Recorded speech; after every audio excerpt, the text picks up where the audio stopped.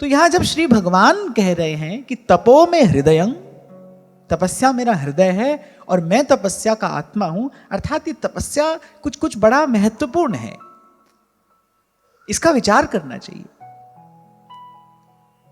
केवल अपने शरीर को तपाना, केवल अपने शरीर को किसी प्रकार सताना, यही तप का अर्थ नहीं है। मन का तप कुछ और है, वाणी का तप कुछ और है, कर्म का तप कुछ और है, काया का तप कुछ और है। तो सबसे पहले वाणी का तप, सत्य भाषण, प्रिय भाषण, मिथ्या भाषण से हम बचें। आप थोड़ा विचार करेंगे ना तो आप देखेंगे कि किस प्रकार हम अपनी वाणी रूपी शक्ति का अपने जीवन में जाने अनजाने दुरुपयोग करते रहते हैं।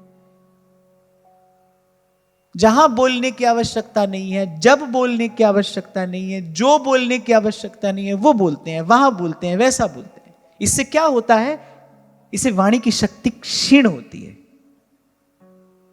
इससे वाणी की शक्ति का क्षय होता है। तपस्या का प्रयोजन क्या है? तपस्या का प्रयोजन है पहले हमारी अशुद्धि की निवृत्ति हो, फिर हमें शक्ति प्राप्त हो। देखो भाई, आत्मोत्थान के लिए, आत्मोत्सर्ग के लिए शक्ति चाहिए। पानी को नीचे गिराने के लिए कोई शक्ति नहीं चाहिए, लेकिन पानी को कहीं ऊंचा चढ़ाना हो तो यू नीड सम पावर। ऐसे ही जीवन को यदि आप उत्थान की ओर ले जाना चाहते हैं तो आपको कुछ शक्ति चाहिए। शक्ति के दुरुपयोग से बचना है। यह अपने आप में एक बहुत बड़ा तप है कि हम इस प्रकार का एक व्रत लें कि भाई कहीं भी शक्ति का दुरुपयोग नहीं करेंगे। कभी आपसे कहा था मैंने, सब कुछ हमारे लिए नहीं है, सब सुनने की आवश्यकता नहीं है, सब जानने की कोई आवश्यकता नहीं है, सब कुछ हमारे लिए नहीं है। अच्छा भी हो तो सब कुछ हमारे लिए नहीं है। तो सबसे पहले वाणी का तप, और वाणी का तप क्या है? सत्य भाषण, प्रिय भाषण, और जहां बोलने की आवश्यकता ना हो वहां ना बोले, जो बोलने की आवश्यकता ना हो वो ना बोले। आप देखो कितना अभिन्न अंग बन गया है ये हमारी जीवन शैली का। बैठ गए किसी के साथ, यहां की बात की, वहां की बात की, घंटों बिता दिए यहां वहां की बात करते। फोन पर लगे किसी से बात करने, घंटों लगा दिए हमने, यहां वहां की बात करते रहे। क्या है? ये वाणी की शक्ति का कितना बड़ा दुरुपयोग है। यहां एक बात का सबको विचार करना चाहिए। जैसे कल मैंने आपसे कहा कि ब्रह्मा जी के कान में वो शब्द पड़ा, इस घटना में एक गूढ़ार्थ है। ब्रह्मा जी के कान में गुरु का शब्द पड़ा। ऐसे ही ब्रह्मा जी को तप करने से भगवान मिले, इस बात का भी विचार करना चाहिए। गुरु का शब्द कान में पड़ा, फिर ब्रह्मा जी ने तप किया। तप किया माने अपने जीवन को साधा। इसीलिए हम साधक हैं। यदि हम अपने जीवन को साध रहे हैं, इसीलिए हम साधक हैं। यदि हमारे जीवन में जीवन को साधने की साधना नहीं है, फिर हमको साधक कहलाने का कोई अधिकार नहीं है। प्रयास कर रहे हैं हम स्वयं को साधने का। जिन बातों को कल नहीं जानते थे, आज संतों की, गुरुजनों की कृपा से यदि वो बातें जानने में आ रही हैं, फिर उनको साधने का प्रयास करना है। कल भी वही कर रहे थे, आज भी वही कर रहे हैं, फिर काहे के साधक हुए? फिर जो आपके कान में ये गुरुजनों का ज्ञान पड़ रहा है, फिर इसका प्रयोग क्या है? इसका क्या उपयोग कर रहे हो आप? कल भी वैसे यहां वहां की बातें करने में बिता देते थे घंटों, आज भी वही सब हो रहा है। इसीलिए कभी मैंने आपसे कहा था, सत्संग थोड़ी देर का पर्याप्त है। ये जितनी व्यवस्था श्री जी ने हमारे लिए की है ना यहां पर, मेरे लिए भी और आपके लिए भी, बस कहना सुनना इतनी देर के लिए पर्याप्त है। आप देखो, 3 समय एक व्यक्ति भोजन करता है, उस 3 समय के भोजन से वो पूरा दिन कार्य करता है। लेकिन वो 3 समय भोजन करने में कितनी देर लगती है? कितनी देर लगती है बताओ? आधा घंटा, पौन घंटा, इससे ज्यादा समय तो नहीं लगता ना। तीनों समय भोजन का भी मिला लो। हाँ, कोई भोजन भट्ट आदमी हो उसकी बात दूसरी है, जो घंटों खा ही रहा है, मैं उसकी बात नहीं कर रहा। लेकिन 3 समय अगर एक व्यक्ति भोजन करे, वैसे तो 2 ही समय भोजन करना चाहिए, 3 समय भोजन नहीं करना चाहिए। 2 समय का भोजन पर्याप्त है। पर चलो आपकी ओर देखकर मैं कह दूं 3 समय भी आप भोजन करो तो भी आध पौन घंटा से ज्यादा समय तो नहीं लगता, 40-45 मिनट से ज्यादा समय नहीं लगता। लेकिन वो 40-45 मिनट जो समय आपने लगाया, उससे आप पूरा दिन चलते हो। ऐसे ही ये थोड़ी देर का जो सत्संग, ये जो थोड़ी देर की जो चर्चा, ये व्यवस्था जो हमारे लिए हुई, इतना पर्याप्त है। फिर इसके बाद जो शक्ति आपने यहां से अर्जित की है, उससे अपने जीवन को चलाइए। सत्संग जीवन को आगे बढ़ाने के लिए है। फिर जीवन में आपकी गति हो, जहां कल थे वहीं ना अटके रह जाएं, वहीं ना खड़े रह जाएं। मैं तो बार बार आपसे यही कहता हूं और कहता रहूंगा कि इसका सबसे पहला परिणाम आपके जीवन में दिखाई पड़े, आपको नहीं सबको दिखाई पड़े, आपका परिवर्तन सब देखें। 1000 बार भी किसी को उपदेश करो, कोई सद्मार्ग पर नहीं आता। किसी का आचरण देखकर कोई बदलता है, बात से कोई नहीं बदलता है। भाई बात बनानी सबको आती है, मुझे भी आती है, आपको भी आती है। मेरी बात आप सुनते हो, आपकी कोई और सुनता होगा। मैं आपको सुना रहा हूं, आप किसी को सुनाते होगे। बात बनानी सबको आती है, ये बात दूसरी है, किसी को कम आती है, किसी को अधिक आती है। फिर बात तो सब बना लेते हैं। परिवर्तन दिखाई पड़े आपके जीवन में कब होगा? जब आप शक्ति का सदुपयोग करना सीखेंगे। इसी को तपस्या कहते हैं।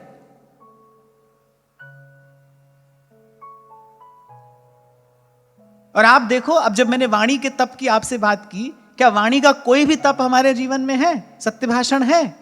नहीं है, बोलते हैं झूठ, कटु शब्द भी बोलते हैं, असत्य भाषण भी है, कटु भाषण भी है, मिथ्या भाषण भी है। कहां रहा वाणी का तप? फिर मन के तप की बात आती है। क्षमा मन का तप है, अहिंसा मन का तप है, पर दुख कातरता ये मन का सबसे बड़ा तप है। श्रीमद् भागवत में ही कहा, तप्यन्ते लोकतापेन साधवः प्रायशो जनाः परमाराधनं तद्धि पुरुषस्याखिलात् मनः। तप्यन्ते लोकतापेन, इसीलिए संत सबसे बड़ा तपस्वी होता है। किसी के दुख में दुखी हो रहा है, पर दुख दुखी, पर सुख सुखी। किसी के दुख में दुखी हो जाना ये मन का तप है। आपको याद हो, यहीं से मैंने आपसे कहा था, किसी का दुख आप दूर कर सकते हैं कि नहीं, बात ये नहीं है। बात यह कि किसी के दुख में आप दुखी होते हो कि नहीं होते।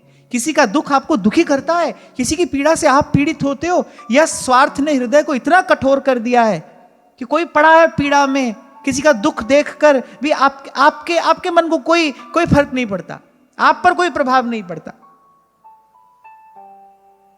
दुख तो भाई दूर करने वाला ही दूर करेगा, उसकी सामर्थ्य तो आपके मेरे पास में नहीं है। पर कसौटी ये है, क्या हृदय में ये कोमलता है कि किसी की आंख में अश्रु देखकर आपके नेत्र भी सजल हो जाएं, किसी का दुख देखकर आप भी दुखी हो जाएं, किसी का दुख विचार कर आप दुखी हो जाएं। माता द्रौपदी कातर हो गई जब उन्होंने ये विचार किया कि यदि अश्वत्थामा का वध कर दिया जाता है तो इसकी माता को कितना कष्ट होगा। जो कष्ट मुझे हो रहा है वही कष्ट इसकी माता को होगा। नहीं, मैं इसकी माता को ऐसा कष्ट नहीं दे सकती।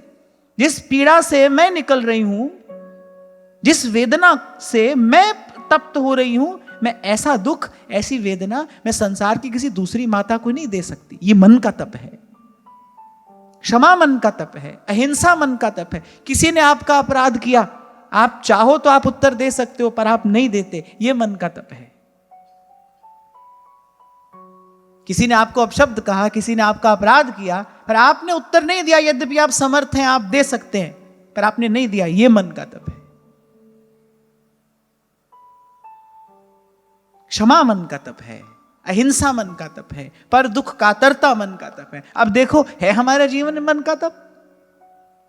भगवान का अनुभव कैसे हो? भगवान का अनुभव तो इस तप से होता है। ब्रह्मा जी को तप से भगवान मिले, गुरु ने तप करने की आज्ञा दी, तप से भगवान मिले। अब देखो, हमारे जीवन में ये तप है, क्षमा है हमारे जीवन में? कर देते हैं किसी को क्षमा? नहीं कर पाते। रह जाती है मन में वो बात, मन में घाव बन जाता है। कोई कुछ करे, हमारे मन में रह जाएगा, वो कांटा गड़ता रहेगा, बार बार हमको पीड़ा देगा। क्योंकि क्षमा कर देने वाले का हृदय तो स्वस्थ होता है। क्षमा कर देने वाले का हृदय तो स्वस्थ होता है। अभी कुछ दिन पहले मुझसे किसी ने पूछा कि किसी को क्षमा करने के लिए तो उसको भूलना पड़ेगा, कैसे करें? How to forget and then forgive. मैंने कहा नहीं, पहले ये सीखिए हाउ टू फॉरगिव। जब तक आप क्षमा नहीं करेंगे तब तक आप नहीं भूलेंगे। किसी के अपराध को भूल कर आप क्षमा नहीं कर सकते, क्षमा करके आप उसको भूल सकते हो। जिस दिन आप हृदय से क्षमा कर दोगे, उस दिन वो कांटा हृदय से चला जाएगा। क्षमा हृदय को स्वस्थ करती है, सबल करती है।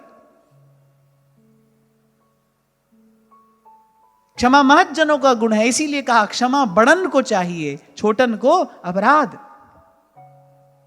उस व्यक्ति ने प्रश्न किया how to forget and then forgive. मैंने कहा नहीं, प्रश्न गलत है, पहले पूछिए how to forgive and then forget. क्षमा कैसे करें? अच्छा बताओ कैसे क्षमा किया जाए? मेरी बात सुन के क्षमा कर दोगे? नहीं, ऐसा नहीं है, ऐसा नहीं हो सकता कि आप सिर्फ मेरी बात सुन के क्षमा कर दें। There should be a substantial ground, एक सार स्वरूप विचार होना चाहिए आपके पास, जिस पर खड़े होकर आप क्षमा करें किसी को। और ध्यान रखना, जब तक क्षमा नहीं करोगे तब तक भूलोगे नहीं। क्षमा कर दोगे तो भूल जाओगे, नहीं तो मन की डोर वहीं पर बंधी रहेगी, वो कांटा गड़ा रहेगा जब तक हृदय से किसी को क्षमा नहीं किया। अब क्षमा कैसे करोगे बताओ? ये तो बिल्कुल भी नहीं कहना आपने कह दिया इसलिए क्षमा करेंगे, ऐसा तो बिल्कुल मत कहना। कैसे करोगे? चलो बात आ गई तो अच्छी बात निकल कर आएगी यहां से।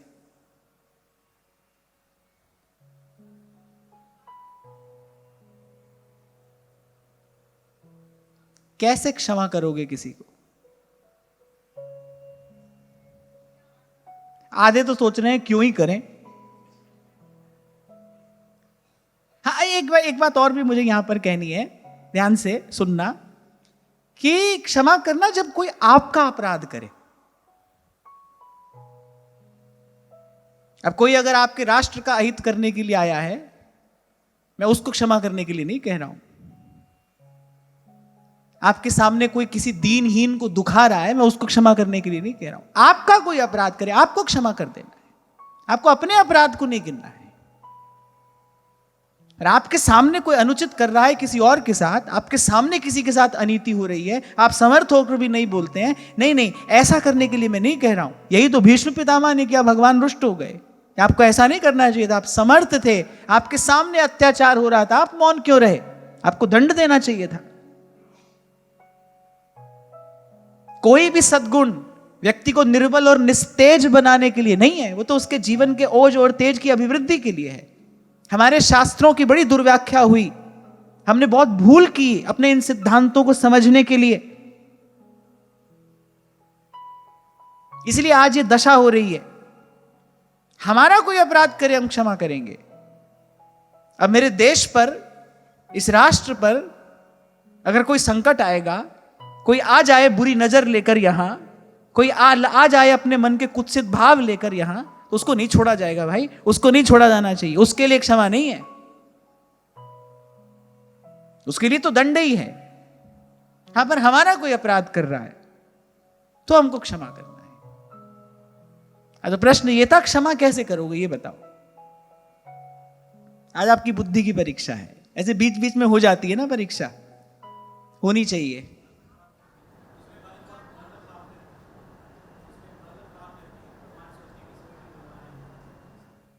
अच्छा, और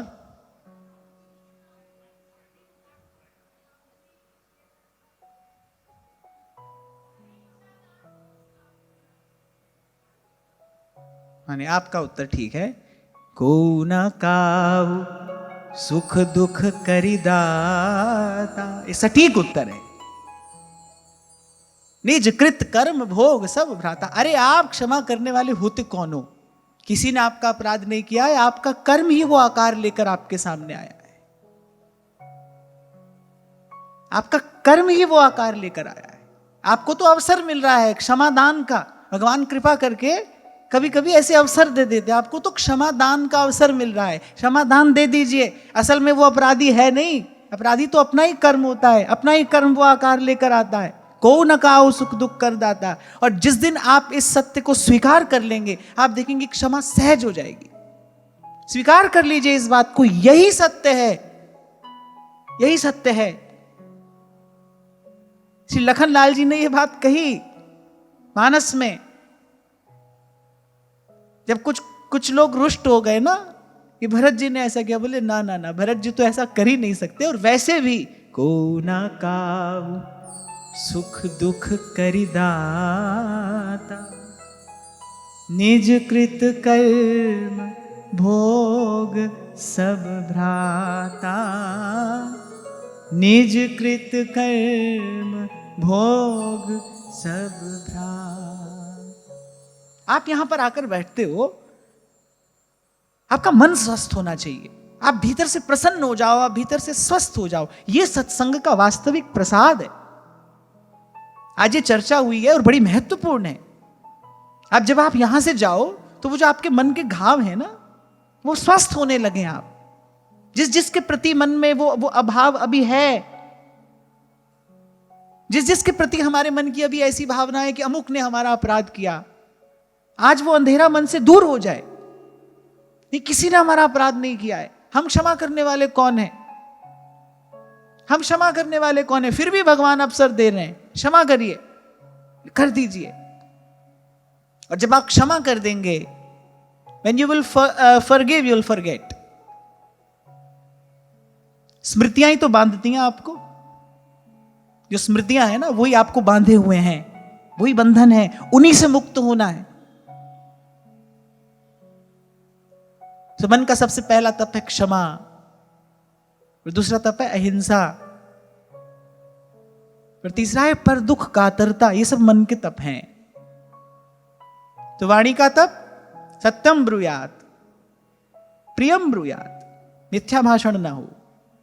मन का तप क्षमा, अहिंसा, पर दुख कातरता। किसी भी परिस्थिति में सर्व के प्रति सद्भाव, ये मन का तप है। जो मन से सबके प्रति सद्भाव रखकर बैठा हुआ है, वो सबसे बड़ा तपस्वी है। जो अपने जीवन में आने वाले सुख दुख पर दृष्टि न डालकर सतत प्रभु से प्रार्थना करता है, अपनी करुणा का जल तू बहा दे, कर दे पावन हर एक मन का कोना। ये मन का तप है। लोकाः समस्ताः सुखिनो भवन्तु। और काया का तप क्या है? सेवा। सेवा, सेवा करिए। कबीर तो एक बड़ी सुंदर बात कहते हैं, कहते हैं सरगुण की सेवा करे। सरगुण की सेवा करे और निर्गुण का करे ज्ञान। किसी ने कबीर जी से पूछा, आप सगुण को मानते हैं कि निर्गुण के? बोले, हम तो सगुण को भी मानते हैं, निर्गुण को भी, और जो सगुण और निर्गुण दोनों से न्यारा है उसको भी मानते हैं। कह कैसे? बोले, सरगुण की सेवा करे। ये दो पंक्तियों में कबीर ने सब शास्त्रों का सार भर दिया, सारे झगड़े मिटा दिए। सरगुण की सेवा करे और निर्गुण का करे ज्ञान। निर्गुण सरगुण ते परे, तहां लगावे ध्यान, तहां लगावे ध्यान। वो घटघटवासी है, वो मुझ में भी है, वो आप में भी है, वही कण कण में व्याप रहा है, इसका ज्ञान हो। कहने सरगुण की सेवा करे। और ये सारी सृष्टि, मैं सेवक सचर आचर रूप राशि भगवंत, ये सारी सृष्टि भगवान का विग्रह है, इसकी सेवा करे। यहां कबीर जी का तात्पर्य सगुण से केवल मंदिर के विग्रह से नहीं है। केवल मंदिर में जो विग्रह है उसी की सेवा की बात नहीं हो रही। फिर ये सारा संसार भगवान का स्वरूप है, ये भगवान का विग्रह है। सचराचर रूप राशि भगवंत। और ये बात किसी निर्गुणिया महात्मा ने नहीं की, गोस्वामी जी ये बात कह रहे हैं। गोस्वामी जी तो कह रहे हैं अनन्य है ही वही जो उसके अतिरिक्त किसी को न देखे। सोई अनन्य जाके असी, मति न टरई हनुमंत। मैं सेवक सचराचर रूप राशि भगवंत, रूप राशि भगवंत। करिए, इसकी सेवा करे, निर्गुण का ज्ञान हो जाए। निर्गुण का स्वरूप क्या है? और निर्गुण का ज्ञान ही हो सकता है, निर्गुण की सेवा तो हो नहीं सकती। सरगुण की सेवा करे, निर्गुण का करे ज्ञान, और निर्गुण सरगुण ते परे, तहां हमारा ध्यान। हमारा ध्यान कहां हो? नील गगन से परे है मेरे सैया जी का गाँव, श्याम बने हैं राधिका, राधा हो रही श्याम। श्री नागरीदास जी ने भी ये बात कुछ अलग शब्दों में कही है। मन जू विचार पर्यो रहे, चित्त रमीले रूप, देह लगे ढिंग भजन के, रसिकन गैल अनु। कह रहे मन जो विचार पर्यो रहे, मन इस बात का सदा विचार कर ले भाई ये सब प्रभु का ही है। ना काहू से दोस्ती, ना काहू से बैर। जो अवसर आएगा, जितना अवसर प्रभु कृपा करके देंगे, उसका लाभ लेके सेवा करते चलेंगे। कुछ दिन पहले भी मैंने आपसे कहा था, परम श्रद्धेय स्वामी श्री शरणानंद जी महाराज की वाणी है। वो कहते हैं भाई संसार से मुक्त होने का एक ही उपाय है, इसकी सेवा कर दो। ये संसार से मुक्त होने का एकमात्र उपाय है। कह रहे मन जो विचार पर्यो रहे, मन किस बात का निरंतर विचार करे? भाई ये सब प्रभु का ही है। चित्त रमीले रूप, और जो चित्त है उससे अपने इष्ट के स्वरूप का ध्यान होता रहे, और देह लगे ढिंग भजन के, रसिकन गैल अनूप। और इस काया से सेवा हो जाए। नहीं तो भाई ये शरीर आपसे विषय भोग कराएगा। अगर आपने इसको सेवा में नहीं लगाया, आपकी क्रिया शक्ति का यदि सदुपयोग नहीं हुआ, तो ये शरीर आपको विषय भोग में लगाएगा।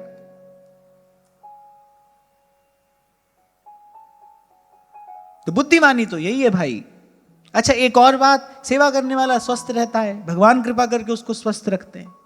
स्वस्थ प्रसन्न रहना है, सेवा करते रहो। और अब सेवा की जब बात आई है तो फिर से दोहरा देता हूं मैं अपने शब्द कि सेवा करते समय मेरा तेरा ये विचार नहीं करना है। सबकी सेवा, जो मौका आपको मिले, जब आपको अवसर मिले, तुद आगे अरदास हमारी, जी जंत सब तेरा। भगवान का असली भक्त तो वही है भाई,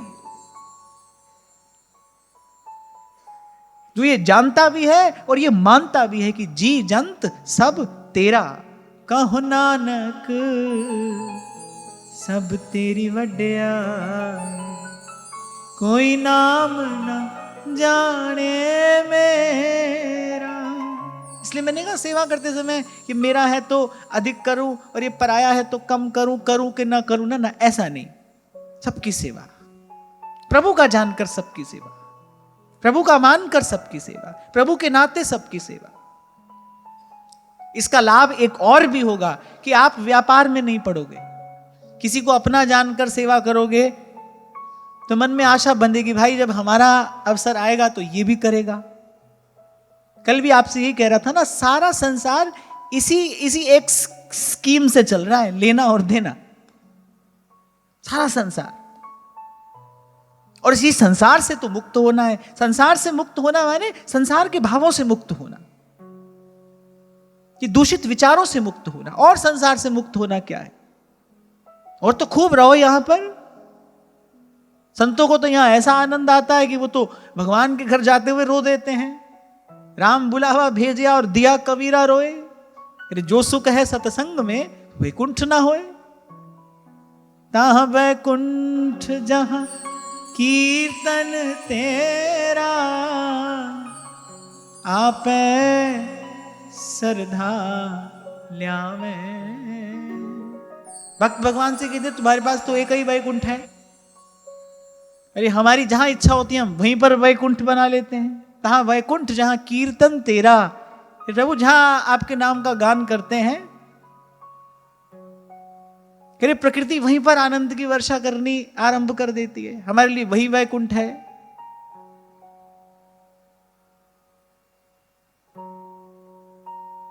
और वैसे भी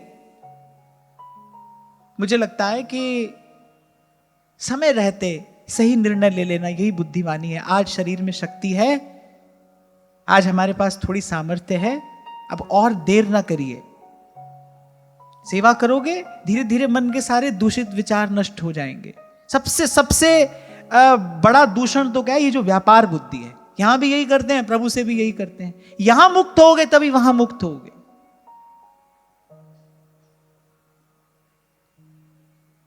इसलिए मैंने कहा कि संसार के इन दूषित विचारों से मुक्त होना ही संसार से मुक्त होना है, इनसे मुक्त होना है। लेने देने के जो विचार है ना, हमने किया कोई हमारे लिए करे, हमने इतना किया कोई हमारे लिए इतना करे, ये जो लेना देना है, इससे मुक्त होना है। सेवा मुक्त कर देगी इससे। इसलिए मैंने कहा प्रभु का जानकर, प्रभु का मानकर सेवा करते चलना, करते चलना, रुकना नहीं, थकना नहीं, करते चलना। वेद की श्रुतियां कहती हैं चरई वेती, चरई वेद, चलते रहिए, रुकने नहीं। जीवन जीवन गति का ही नाम है। ये आज ये 2 शब्द याद रखना, सेवा करना सतत, रुकना नहीं, थकना नहीं। प्रकृति खोल देगी आपके लिए अपना भंडार। मेरी बात सुन के ना रह जाना, अनुभव करो इसे अपने जीवन में। अपने जीवन में ये कौतुक आप स्वयं देखो, प्रकृति अपने सारे भंडार खोल देगी आपके लिए।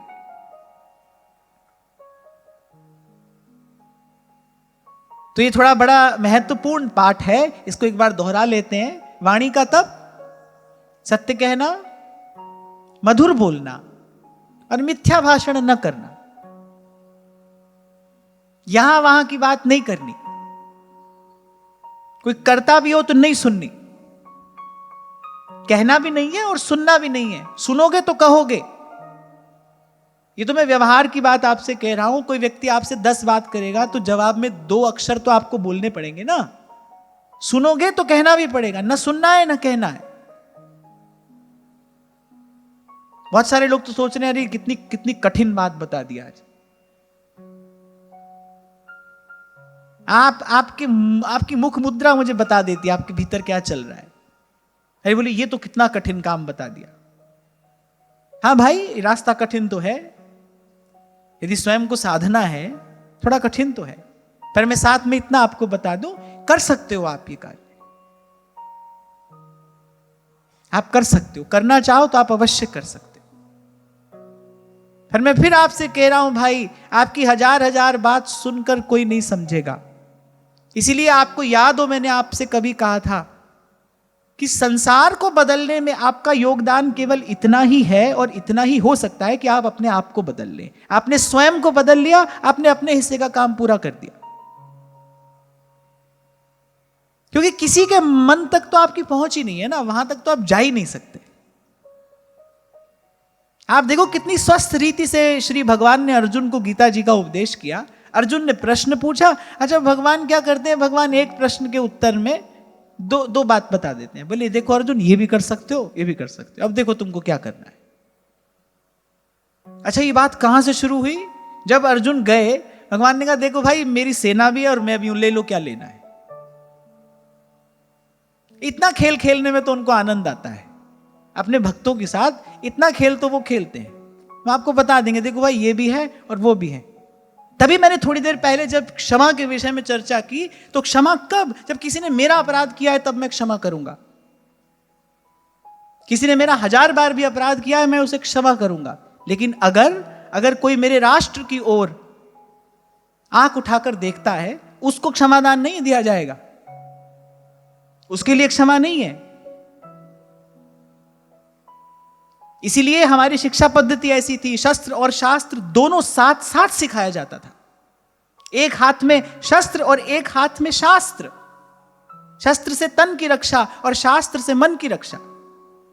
बड़े बड़े मेडल दिए जाते हैं खिलाड़ियों को, बड़े बड़े सम्मान दिए जाते हैं अभिनेताओं को, प्रतिभाशाली व्यक्तियों को। पर मैं बिल्कुल निसंकोच भाव से यहां आज अवसर आया है तो ये बात कह रहा हूं।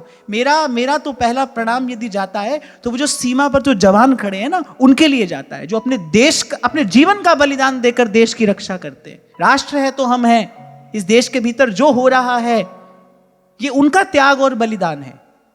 सबसे बड़े सम्मान के अगर कोई अधिकारी हैं तो वो देश की सीमा पर डटे हुए जवान हैं, जिनके कारण ये देश सुरक्षित है। आज देखो विश्व में कैसी कैसी परिस्थितियां उत्पन्न हो रही हैं, कैसे बड़े बड़े देशों में कितना घोर कलह आप लोग देख रहे हैं। हम यहां चैन से बैठे हैं, हम यहां माथा ऊंचा करके रह रहे हैं, तो भाई कोई है जो सीमा पर अपने प्राण हथेली पर लेकर हमारी रक्षा कर रहा है। सबसे पहला प्रणाम तो उनको है, सबसे पहले वंदन के पात्र वो हैं, सबसे श्रेष्ठ सम्मान के अधिकारी वो हैं, बाकी सब बाद में। इसलिए मैंने कहा कि हमारे शास्त्रों की मनमानी व्याख्या हुई, दुर्व्याख्या हुई, हमसे सिद्धांत समझने में बड़ी भूल हुई। आपको शायद मैंने एक बार एक छोटी सी घटना सुनाई थी कि मैंने एक फिल्म देखी थी पद्मावत। वो दुष्ट अलाउद्दीन खिलजी जब रावल रतन सिंह के घर में अतिथि बनकर आया, तो वो केवल तब तक अतिथि था जब तक उसने महारानी पद्मावती को देखने की वो जो दुराशा प्रकट नहीं की थी ना, वो तब तक अतिथि था। जिस समय, जिस क्षण उसने रावल रतन सिंह से कहा कि एक बार अपनी रानी को दिखा दो, उस समय उसने अतिथि होने की मर्यादा लांघ ली थी, उसने उस मर्यादा का अतिक्रमण कर दिया था। उस समय वो आतिथ्य का नहीं, उस समय तो वो दंड का अधिकारी था। शायद उस समय रावल रतन सिंह के पास धर्म का सही ज्ञान देने वाला कोई न रहा हो, क्योंकि धर्म की गति बड़ी सूक्ष्म है। धर्म यदि अनुग्रह करता है तो धर्म में निग्रह का भी तो विधान है, दुष्ट का निग्रह भी तो किया जाना चाहिए। यदि उसी समय उस दुष्ट को दंड दे दिया जाता, तो आप सत्य मानो आज भारत का इतिहास कुछ और होता, आज सारे भारत का इतिहास कुछ और होता अगर उस समय उसको दंड दे दिया जाता। धर्म का सही ज्ञान तो यही कहता है, उस दुष्ट को उसी समय दंडित कर दिया जाना चाहिए था। तो इसलिए समझना, और 2 दिन पहले मैंने आपसे कहा था, सही प्रकार से समझना, सही प्रकार से समझोगे तो सही प्रकार से करोगे। हाँ तो ठीक है, अब दोहराओ। वाणी का तप सत्य भाषण, प्रिय भाषण, मिथ्या भाषण न हो, और मन का तप क्षमा, अहिंसा, पर दुख कातरता, सर्व के प्रति सद्भाव, ये मन का तप है। और शरीर का तप है सेवा। शरीर के द्वारा वो किया जाए जो केवल अपने सुख के लिए ना हो। इस शक्ति का किसी के सुख साधन में आप सदुपयोग कर रहे हैं, ये शरीर का तप है। बड़ी महत्वपूर्ण बात है ये। ब्रह्मा जी के कान में कोई मंत्र नहीं पड़ा है, ब्रह्मा जी को कान में कोई मंत्र सुनाई नहीं दिया है, ब्रह्मा जी को और कुछ सुनाई नहीं दिया। ब्रह्मा जी को कान में बस ये सुनाई दिया, तप करिए, तप करेंगे तो भगवान मिलेंगे। तप से होगा क्या? सबसे पहले आपकी अशुद्धि निवृत्त होगी, आप में शक्ति का विस्तार होगा। जो शक्ति जीवनोत्थान के लिए चाहिए वो शक्ति आप प्राप्त करेंगे। कैसे? तप से। अब आज ये सब बात मैंने आपसे कही कि भाई ऐसा मन का तप, ऐसा वाणी का तप, ऐसा शरीर का तप। अब घर जाकर अगर आप नंबर लगाने बैठोगे तो 0 नंबर मिलेगा। भाई ये तो कुछ भी नहीं है हमारे जीवन में, भगवान कैसे मिलेंगे भाई? तप से मिले हैं भगवान। श्रीमद् भागवत का आरंभ यहीं से हो रहा है, सबसे पहली घटना यही है, इसका वर्णन यहाँ किया जा रहा है। तप से मिले हैं भगवान, तप से ही कोई आदर पाता है। तप माने अपने आप को तपा रहा है, किसके लिए? निस्वार्थ भाव के लिए, निस्वार्थ भाव साधन के लिए। जो स्वयं को साध रहा है वही तपस्वी है। ब्रह्मा जी ने तप किया है, क्यों? भगवान ने यही तो ब्रह्मा जी से कहा, तुम पर प्रसन्न हूं, मेरा कार्य करने के लिए तुमने तप किया। भगवान कहने सृष्टि रचना मेरा कार्य है, मेरे कार्य के लिए तुमने तप किया, इसलिए तुम पर प्रसन्न हूं। इसलिए कई बार आपसे कहता हूं, भगवान से प्रार्थना करो प्रभु मेरा जीवन आपके किसी काम में लग जाए, आपके काम में। पवन पुत्र की महिमा गाई जाती है, क्यों? क्योंकि उनका जीवन व्रत एक ही है, राम काज कीन्हे बिना मोहे कहां विश्राम। प्रभु का कार्य किए बिना मुझे कहां विश्राम है? और उनका जीवन तो ऐसा है, वो तो अगर सेवा ना मिले तो व्याकुल हो जाते हैं। उनका तो जीवन ही सेवा है। इसलिए तो आपको कह रहा हूं भाई, एक बार सेवा करके तो देखो। Nature is absolutely ready to bless you with abundance. उसके पास देने के लिए बहुत कुछ है। और मैं फिर कह रहा हूं, वो खोल देती है अपना भंडार। जब आप अपने हृदय का वो जो द्वार लगा है ना, कपट का द्वार जब आप हटा देते हैं, तब वो खोल देती है अपना भंडार। अरे वो तो माता है, प्रकृति तो माता है, हम मदर नेचर कहते हैं, वो तो माता है। और उसके खजाने में एक से एक दिव्य रत्न है, शक्तियां हैं, विभूतियां हैं। वो भगवान की प्रकृति है। वो बनाएगी आपका रास्ता वहां तक पहुंचने के लिए।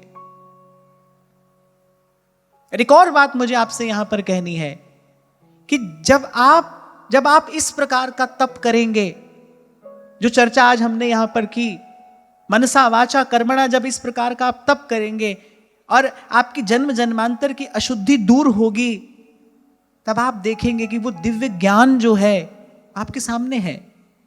आप भगवान कहीं से आए नहीं, भगवान ब्रह्मा जी को लेकर नहीं गए अपने धाम में, भगवान वहीं थे। भगवान का वो दिव्य धाम भी नित्य है, इसीलिए वहीं था।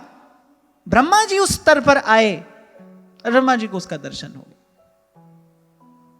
मैं आपको एक छोटा सा उदाहरण देता हूं। किसी भी युग में दो महापुरुषों के बीच में जो संवाद हुआ है, वो शब्द, वो ऊर्जा आज भी इस अस्तित्व में है, क्योंकि शब्द ब्रह्म है और ब्रह्म नष्ट नहीं होता। ब्रह्म का तो अर्थ ही है जिसका विस्तार होता चला जाए। संस्कृत में जो ब्रह्म शब्द है, इसका शाब्दिक अर्थ ही इसका विस्तार होता चला जाए। शब्द ब्रह्म है, वो नष्ट नहीं होता। अब एक बार इस बात का आप विचार करो, सत्य युग में दो महापुरुषों के बीच में जो दिव्य चर्चा हुई, उसका परमाणु आज भी इस अस्तित्व में है। आप उस धरातल पर आइए, आप अपनी चेतना का उत्थान कराइए, वो ज्ञान अपने आप प्रकट हो जाएगा। वस्तुतः तो ज्ञान प्राप्ति का मार्ग जो है वो ध्यान ही है। ध्यान से ही ज्ञान मिलता है। हमारे यहां इन दोनों शब्दों का प्राय करके साथ साथ प्रयोग किया जाता है, ज्ञान ध्यान।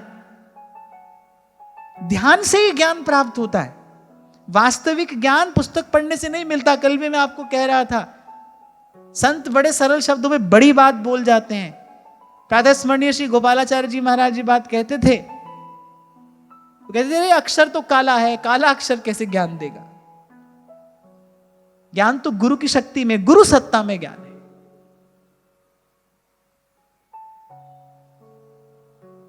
It's like vibrating on a higher frequency. जैसे जैसे आपकी अशुद्धि दूर होती चली जाएगी, आपका सत्व गुण बढ़ता चला जाएगा, आप देखेंगे, आप अपने जीवन में अनुभव करेंगे, वो जो श्रुतियों का ज्ञान है आपके भीतर प्रकट होगा। पर एक और बात, बाहर से भीतर ले जाया गया ज्ञान टिकता नहीं है, समय आने पर नहीं काम आता है। वो जो ज्ञान आपके हृदय में प्रकट होगा वो प्रकाश करेगा, उससे प्रकाश होगा। इसलिए तो लाख लाख बार आपको कहता हूं भाई, राम सिमर राम सिमर, ये ही तेरो काज है। राम सिमर राम सिमर। जैसे वैद्य एक छोटी सी पुड़िया दे देता है, ये नहीं बताता इस पुड़िया को बनाने में मैंने कितनी मेहनत की है, कहां कहां से जाकर मैं औषधि लेकर आया हूं, कितनी कठिनाई से मैंने ये औषधि प्राप्त की है, और फिर किस किस औषधि को मिलाकर ये छोटी सी पुड़िया में बनाकर दे रहा हूं, वो ये नहीं बताता है। तो कहते हैं पुड़िया लेना ठीक हो जाओगे। उस पुड़िया के पीछे बड़ा परिश्रम है, उसने अथक परिश्रम किया है उस पुड़िया का रहस्य जानने के लिए, तब वो छोटी सी पुड़िया बनी है। ऐसे ही संतों ने छोटी सी पुड़िया दी है। मेरे सारे दुखा दा दारू, एक पुड़ी राम नाम दी, नाम जप ले निमाणिए जिंदे, नाम जप ले निमाणिए जिंदे, नाम जप ले निमाणिए जिंदे, के औखे वेले कम आवेगा। प्रातः स्मरणीय स्वामी श्री शरणानंद जी महाराज ये बात कहते थे। सबसे पहले मैंने महाराज जी के मुख से श्रवण किया था। वो कहते थे जब आपकी गतिमति श्री ठाकुर जी के चरणों में स्थिर हो जाती है, श्रुतियों का सारा ज्ञान आपके अंतर में स्वतः प्रकाशित हो जाता है, स्वतः प्रकाशित होता है। और ऐसा ही होता है, ऐसा ही होता है।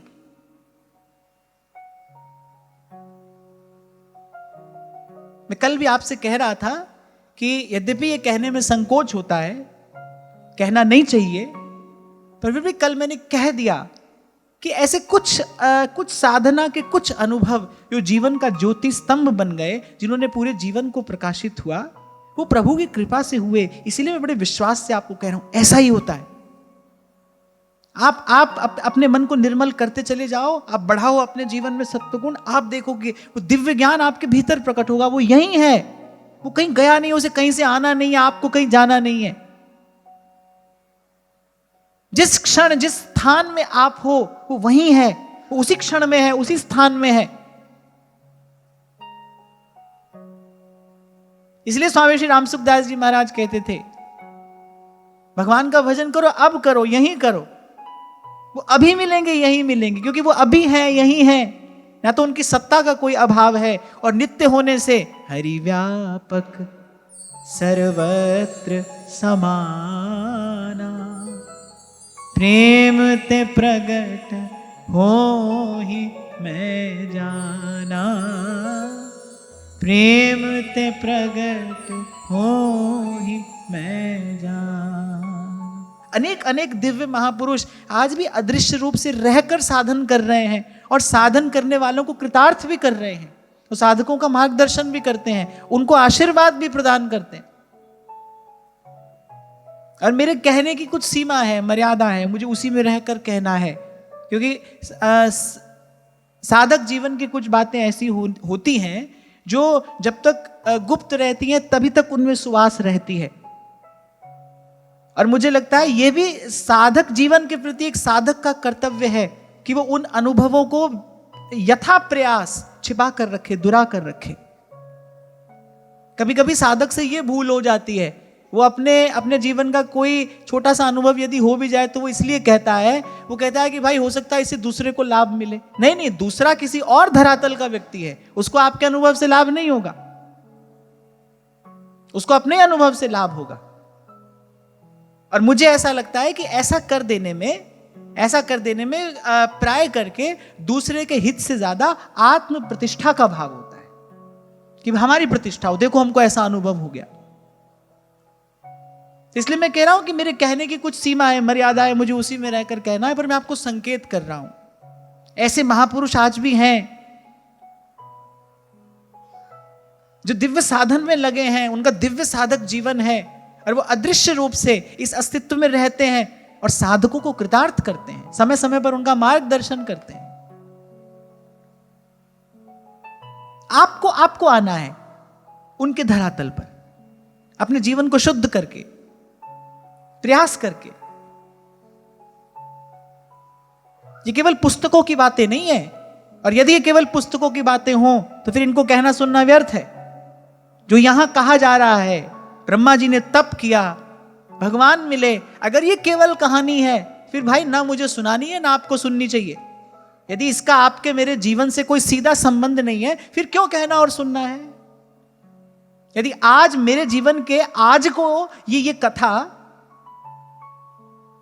नहीं सुधार सकती, यदि मेरे जीवन का कोई परिष्कार नहीं कर सकती, फिर मुझे क्यों कहना सुनना है भाई। ना, ऐसा नहीं है। इन शब्दों में गूढ़ार्थ बड़ा है। इसलिए कल मैंने कहा था ये आपकी मेरी कथा है, ये आपकी मेरी कहानी है। इसलिए आज इस विषय पर मैंने थोड़ा विस्तार से चर्चा की। ब्रह्मा जी के कान में कोई मंत्र नहीं पड़ा, बोले तप करो। फिर तप कैसा करें? ऐसा तप, मन का तप, वाणी का तप, काया का तप। अभी जितनी बात आज आपकी मेरी हुई, अब देखना कि इसमें से क्या आप अपने जीवन में ला सकते हो। आज से ही आप देखना क्या अपने जीवन में लाया जा सकता है, वहीं से आरंभ करो। और मुझे लगता है किसी भी दिशा में आगे बढ़ने की यही विधि है, पहला कदम आप उठाइए। Every epic journey starts from a baby step. पहला कदम आप उठाओ, 4 कदम चलोगे अगला मोड़ दिखने लगेगा, फिर 4 कदम चलोगे फिर अगला मोड़ दिखेगा, और ऐसे ही चलते चलते एक दिन पहुंचोगे ठिकाने।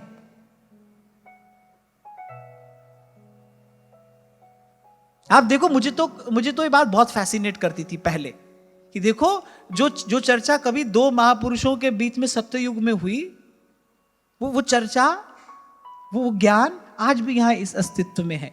जैसे आप गाड़ी में चलते हो, गाड़ी में एक FM रहता है ना, चलते चलते कभी आपकी गाड़ी के उस रेडियो की और बाहर जो तरंगे हैं उनकी फाइन ट्यूनिंग हो जाती है, और जैसे उनकी ट्यूनिंग होती है गाना बजने लगता है। ये बिल्कुल ऐसा ही है, जैसे ही आपकी तरंग बढ़ेगी। इसलिए मैंने कहा the moment you are vibrating on a higher frequency, जैसे आपकी फ्रीक्वेंसी उन महापुरुषों की फ्रीक्वेंसी के साथ में एक हुई, वो शब्द आपको सुनाई पड़ने लगेगा। ये तो मैं विज्ञान की बात कर रहा हूं, कोई कोरी भावना की बात नहीं कर रहा हूं, तो विज्ञान की बात है। सारे विश्व में बड़े से बड़े कार्य तरंगों से ही तो हो रहे हैं। ये तो ज्ञान की बात है, विज्ञान की बात है। जैसे आप उन महापुरुषों की फ्रीक्वेंसी पर पहुंचोगे, आपको उनके बीच में जो बात हुई या हो रही है आपको सुनाई पड़ने लगी। आज भी सूक्ष्म जगत में महापुरुष तो भगवत चर्चा में लगे ही हैं। कोई कथा केवल यहीं थोड़ी हो रही है। अनंत कोटि ब्रह्मांड है, भगवान के भक्त सब जगह पर हैं। एक बार मुझे याद आ रहा है, एक बार मुझे महाराज श्री ने ये बात यहीं पर कही थी कि आप जो यहां कह रहे हो वो केवल सामने बैठकर लोग सुन रहे हैं, केवल ऐसा ही थोड़ी है। सूक्ष्म जगत में अनेक चेतनाएं होती हैं। तो आज आप ये सुन रहे हो, आज जाना, इसका विचार करना। और मुझे तो लगता है भाई, वस्तुतः ज्ञान प्राप्त करने की विधा यही है। ध्यान ही ज्ञान को प्राप्त करने का द्वार है। ध्यान में ही ज्ञान की प्राप्ति है। ध्यान में उतर कर।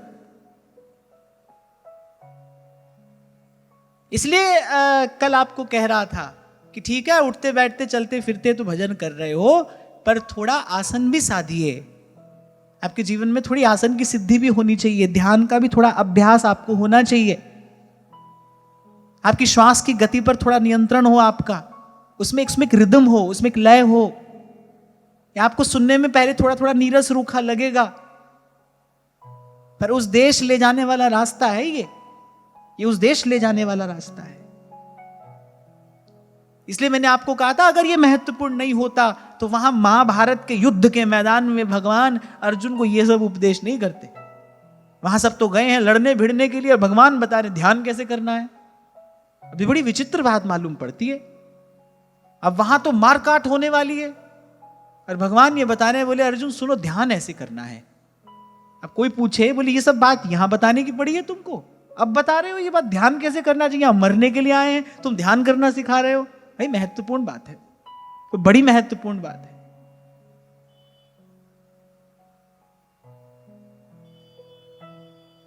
और यदि आप उठते बैठते चलते फिरते भजन में लगे हो, तो फिर 10 मिनट बैठ कर देखो आपके मन की वस्तुतः स्थिति क्या है, आपको तभी पता चलेगा। 10 मिनट ध्यान का अभ्यास करके देखो उस समय मन की स्थिति क्या है। जो उठते बैठते चलते फिरते भजन में लगा है, वो तो बैठते ही ध्यान में उतर जाएगा। यदि किसी की चेतना भजन में ही है, तो उठते बैठते भजन करे या बैठ कर करे, मन तो वही होना चाहिए। एक बार करके देखो। मुझे तो मत बताना, अपने आप से ही बताना कि देखो यहीं पर खड़े हैं हम, मन की दौड़ तो वही है।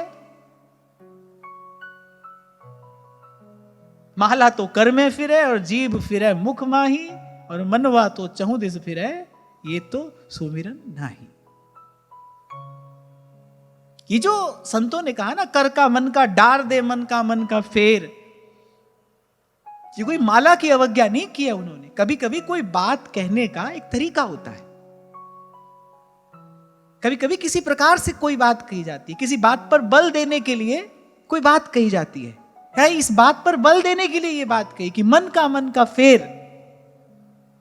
अभी मन किसका भजन कर रहा है? मन वही भजन कर रहा है, काम क्रोध लोभ मोह अहंकार, मन का वही कर रहा है। तभी तो उस दिन आपसे सुना रहा था मैं, अरे माला तो है काठ की, माला मन का काठ का, और पोया जामे सूत, जिसमें पोया है वो सूत है।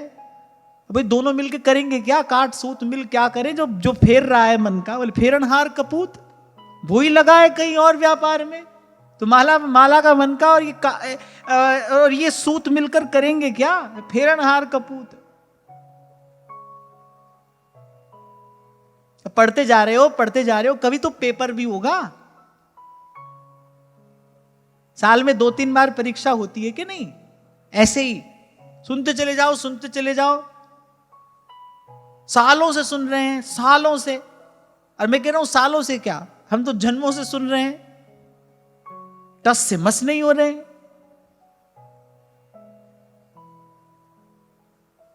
तो आज जाकर थोड़ा अपनी परीक्षा लेना। ये जितनी बात यहां याद की आपने, देखना इसमें से क्या हमारे जीवन में है, क्या नहीं है, कुछ है भी कि नहीं है। हाँ, लेकिन ये बड़ी महत्वपूर्ण बात है, इसको ध्यान रखना। ये जो मैंने कहा ना, आपका आसन थोड़ा सा सधना चाहिए। बैठिए थोड़ी देर। बैठना कठिन होगा, पहले ही बता रहा हूं मैं, बैठना कठिन होगा, मन व्याकुल हो जाएगा, आपको व्याकुल कर देगा।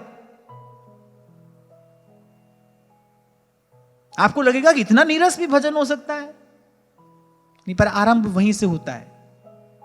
और अगर बैठते ही आपको सुख मिल रहा है तो आप बड़भागी हो, माने आप सही प्रकार से लगे हो भजन में।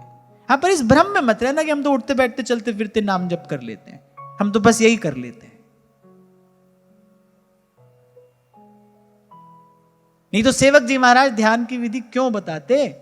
चलते फिरते थोड़ी ध्यान होता है। श्री हरिवंश सुसुंदर ध्यानम, श्री हरिवंश विशद विज्ञानम, ध्यान की विधि बताई है। सेवक जी महाराज ने महाप्रभु जी के स्वरूप ध्यान की विधि बताई है। तभी कल आपसे मैंने कहा, जीवन भर गाते रहोगे प्रथम ही भावुक भाव विचारे। अरे भावुक बैठ के भाव का विचार तो कर, या गा ही रहा है भावुक भाव विचारे, भाव विचारे। डॉक्टर से दवाई ले ली, दवाई मिल गई, दवाई मिल गई, दवाई मिल गई, तो थोड़ी ठीक हो जाओगे, दवाई लेनी भी तो पड़ेगी। तो भावुक भाव विचारे, भाव विचारे गाते गाते बूढ़े हो गए, बूढ़े हो गए। तभी कह रहा था भैया सही से सुनना, फिर सही से सोचना, फिर सही से समझना, तब सही से करोगे। लड्डू बनने के लिए 4 चीज चाहिए। ऐसे ही कह रहा हूं, 5 भी हो सकती है, मुझे तो बनाने का अभ्यास नहीं है ना। मान लो 4 चीज चाहिए। अब वो चारों चीज आपके पास में है, लेकिन यदि उन चारों चीजों को सिद्ध करने की विधि आपके पास में नहीं है, तो वो चारों चीज क्या करेगी मिलकर भाई? वृंदावन धाम भी मिल गया, 4 चीज ध्रुवदास जी ने कही ना, मानुष तन, वृंदा विपिन, रसिकन संग, विवि रूप। 4 चीज, मनुष्य का शरीर, वृंदावन, रसिकों का संग और युगल का रूप। चारों चीज मिल गई। सामग्री तो आपके पास में है, फिर भाई उसको सिद्ध करने की एक विधि भी है। कौन सी वस्तु कितनी मात्रा में डालनी है, उसको कब तक पकाना है, कब तक आंच पर लगाना है, ये सब एक विधि भी तो है। अगर विधि नहीं होगी क्या करोगे? जिसके पास विधि नहीं होगी मैं बताऊं क्या करेगा? क्या करेगा? जिसके पास सामग्री तो है, उसको सिद्ध करने की विधि नहीं है, वो क्या करेगा? उल्टा सीधा मिला के सामग्री भी बिगाड़ देगा। और यही होता है। मनुष्य का शरीर भी मिला, भारतवर्ष में जन्म भी मिला, वृंदावन धाम भी मिला, महाप्रभु भी मिल गए, चतुरासी भी मिल गई, विधि मिली नहीं, लगे हैं किसी और काम में, रट रहे हैं उसको। तो इसी में खुश है। चतुरासी याद हो गई हमको, सुधा निधि याद है हमको, सेवक वाणी याद हो गई। तभी मैंने कहा भाई गाते गाते बूढ़े हो जाते हैं। प्रथम ही भावुक भाव विचारे, प्रथम भावुक भाव विचारे, भाव विचारे तो ये केवल गाता ही रहेगा, उसको विचारना भी तो पड़ेगा। वो भावुक से भाव विचारने के लिए कह रहे हैं, इसको गाने के लिए नहीं कह रहे हैं। भाव विचारे, और विचारने के लिए टिक के बैठोगे कि नहीं?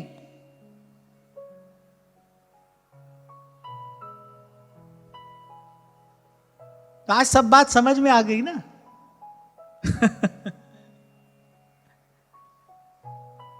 तभी मैंने आज आरंभ में ही कहा था, आज बड़ी रोचक चर्चा है, आप लोग ध्यान से सुनना। काम की बात है भाई, यही काम की बात है।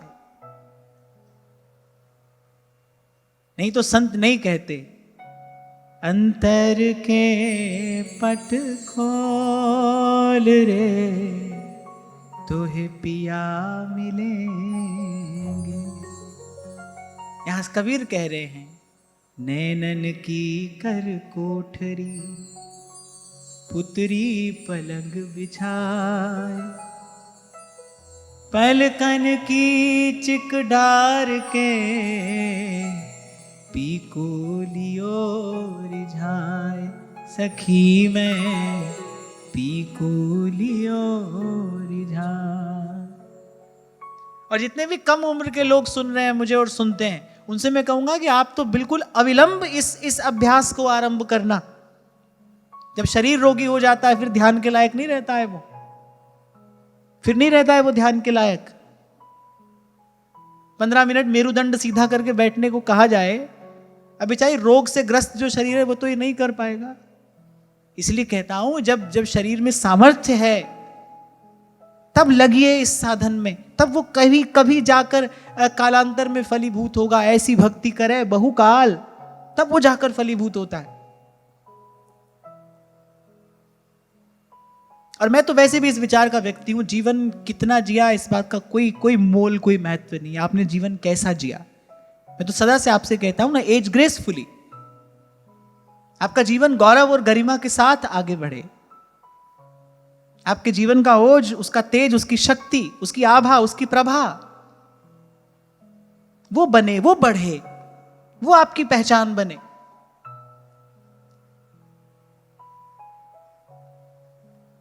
तो भगवान ने कहा कि तप मेरी एक दुर्लंघ शक्ति है। तो इसी भाव पर हमने आज ये थोड़ी चर्चा की। फिर ब्रह्मा जी ने कहा, क्योंकि भगवान ने कहा कि मांगो क्या मांगते हो, तो ब्रह्मा जी ने कहा आपके सगुण और निर्गुण दोनों स्वरूपों का मैं ज्ञान चाहता हूं, क्योंकि आप सन्मुख हैं। आपसे सुंदर आपके विषय में और कौन बता सकता है। और एक बात और भी यहां मुझे कहनी है, महापुरुषों का ऐसा कहना है, बोले भगवान का स्वरूप केवल भगवान स्वयं ही जानते हैं। सोई जाने जिहि देहु जनाई, वही किसी को जनाए तो कोई जानता है। क्या ब्रह्मा जी ने कहा प्रभु आप बस अपने बारे में मुझे बताइए, आपके निर्गुण और सगुण दोनों स्वरूपों का ज्ञान मैं चाहता हूं। और एक और बड़ी सुंदर बात ब्रह्मा जी ने कही,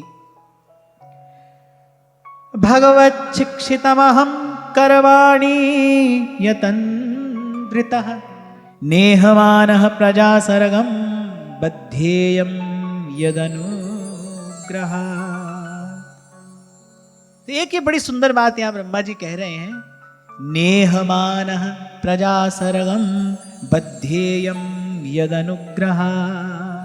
क्या आप मुझ पर ऐसी कृपा करना कि मैं बड़ा सजग सावधान रहकर आपकी आज्ञा का पालन कर सकूं, और सृष्टि की रचना करते समय मैं इसको रचने वाला हूं, कहीं इस मिथ्या अभिमान में ना बंध जाऊं। अब देखो ब्रह्मा जी कर क्या रहे हैं, भगवान की आज्ञा का पालन कर रहे हैं, पर फिर भी भगवान से कह रहे प्रभु आपकी आज्ञा का पालन करते करते भी आप मुझ पर इतनी कृपा रखना कि कहीं मैं किसी कर्तापन के अभिमान में ना बंध जाऊं, क्योंकि कर्तापन का अभिमान ही जीव को भगवान से दूर करने वाला है। मैंने किया है, यही बात जीव को भगवान से दूर ले जाती है। और जिन महापुरुषों ने सत्य को जाना है वो तो यही कह रहे हैं, देत लेत है आप ही पलटू पलटू सो। सब संत यही कह रहे हैं, मुंह से भया न होएगा साहेब करता मोर, जो कुछ किया सो तुम किया, मैं कछु किया नहीं। असंत एक और बात भी जानते हैं, वो कहने भाई करेगा तो फिर भरेगा भी सही, अगर कुछ किया तो फिर भरना भी पड़ेगा। संत कहने भाई हम कुछ करेंगे ही नहीं। कहो नानक सब तेरी वड्याई, कोई नाम न जाने मेरा। आपने किया है प्रभु।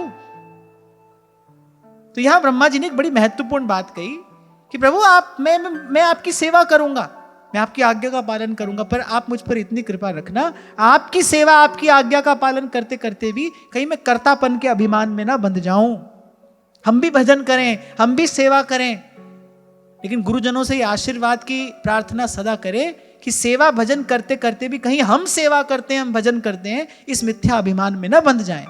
मैं बार बार आपसे ही कहता हूं ना भाई, आप नहीं करते कोई कराता है, कोई कराता है।